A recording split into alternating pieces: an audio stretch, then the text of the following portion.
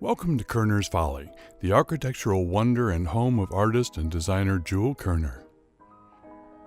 In 1878, at the age of 27, Jules began construction on Körner's Folly. At the time, he was a bachelor and wanted to build a structure for both work and play. He designed Körner's Folly as a showplace for his burgeoning interior decorating and furniture design business. The building had space for his studio, office, living quarters, and a small cottage behind it for Aunt Dealey, his housekeeper and later the family's nanny. As a designer, Jules was constantly renovating the building to incorporate new decorating concepts. In many ways, Körner's Folly became a testament to his creative genius and eccentric personality. In architectural terms, a folly can describe a building with multiple purposes. A folly can also describe an overly ornamental or extravagant structure. A folly can be a foolish act or an excessively costly or unprofitable undertaking. At the age of 27, trying to make a name for himself, any of these definitions could have proved to be true of Jules Körner's Folly.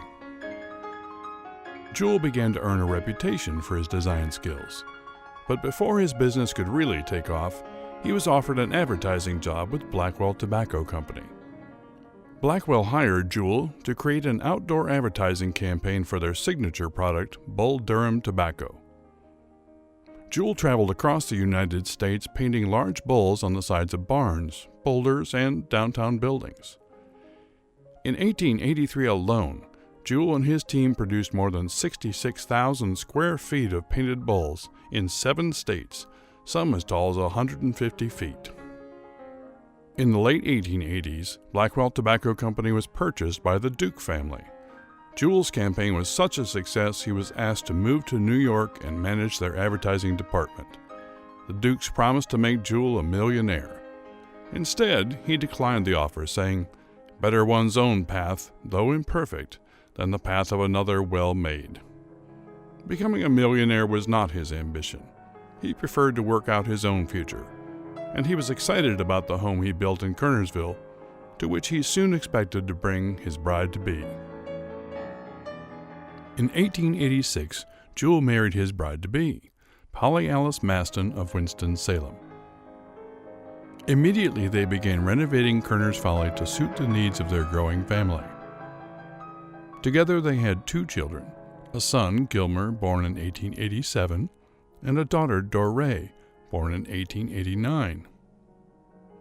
With his family settled in Kernersville, Jules poured his effort full-time into Körner's Folly and his company, the Reuben Rank Interior Decorating and House Furnishings Company. We are as well equipped as any house in America for high-class interior decorative artwork. We sell all grades of wallpapers from ingrains to the most artistic, handmade, real leather, hand-painted tapestries, and so forth.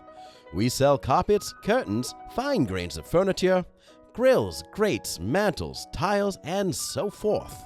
Everything to match the decorations. As a catalog home, each room offers an array of unique, original furnishings and artwork, cast plaster details, carved woodwork, and elaborate hand-laid tile. There are 15 original fireplaces used to heat the home, and a system of windows, transoms, and ventilation grates used to circulate air and keep the house cool in the summer. Today, this eccentric structure comprises 22 rooms on 3 floors and 7 levels. Ceiling heights range from 5.5 feet to 25 feet.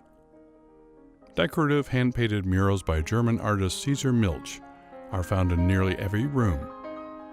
In the more than 50 years the Körners lived in Körner's Folly, it underwent amazing transformations, constantly being updated with the latest styles and designs. Jules' wife, Polly Alice, had a strong passion for music, theater, and the performing arts. In 1896, she created a children's little theater program, the Juvenile Lyceum.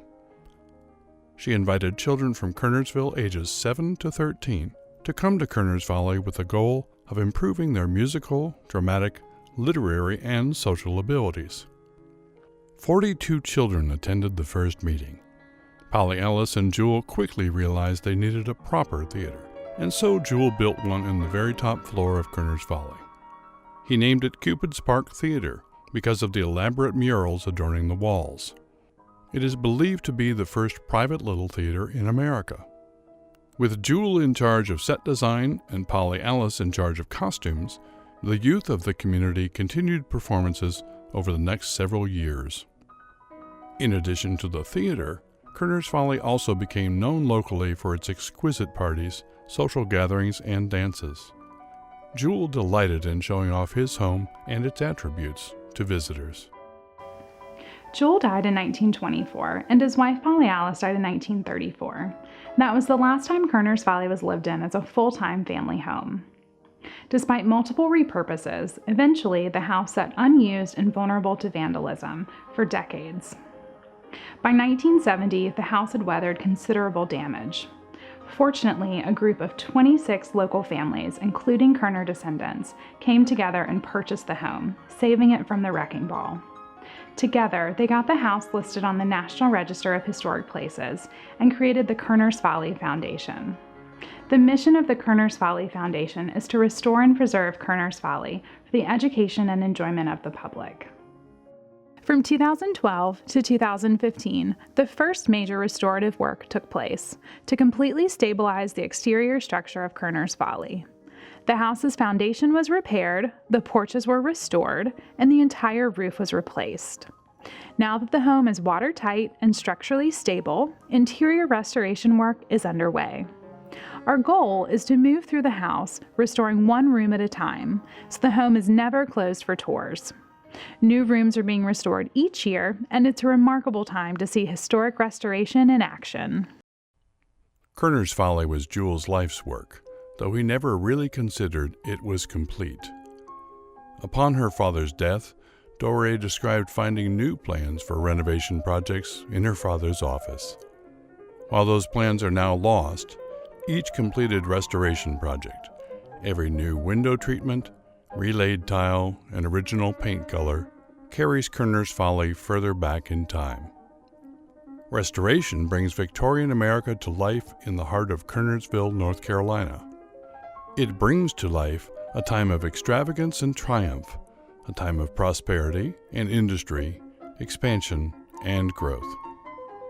The Körner's Folly Foundation is proud to share this fantastic period of American history by showcasing the home of Jewel Körner, a quintessential Victorian visionary. And each year, Jewel's vision is a little more revived. He would be pleased today to know that thousands of visitors walk through his doors each year with an inquiring curiosity, but leave in amazement at the talent, ingenuity, and vision it took to build this landmark home. We hope you enjoyed this introduction to Körner's Folly. After purchasing tickets in Aunt Dealey's house, you will begin your tour by following the path to the porches and around to the front door of the house. While on tour, please use caution. There are low ceilings, narrow hallways, and many stairs. In each room, you will find a numbered storyboard. Please follow each of these in order. And most importantly, enjoy your tour.